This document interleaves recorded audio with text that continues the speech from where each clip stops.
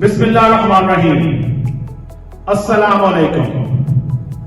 میں آپ سب ممبران کا تہہ دل سے شکر گزار ہوں کہ آپ لوگ یہاں متحد ہوئے جو لندن میں حضرت نواز کے دفتر پہ حملہ آور ہونے والے شرپسند عناصر کی بھرپور مذمت کرنے کے لیے پاکستان مسلم لیگ نون کینیڈا اور اوورسیز پاکستانیوں کو نہایت تشویش ہے کہ میاں محمد نواز شریف کی مقبولیت سے حائف سیاسی یتیموں نے پہلے بھی انہیں نقصان پہنچایا اور پہنچانے کی کوشش کرتے رہے، لیکن اللہ تعالیٰ نے ہمیں میاں محمد نواز شریف صاحب کو اور ان کے اہل خانہ کو محفوظ رکھا۔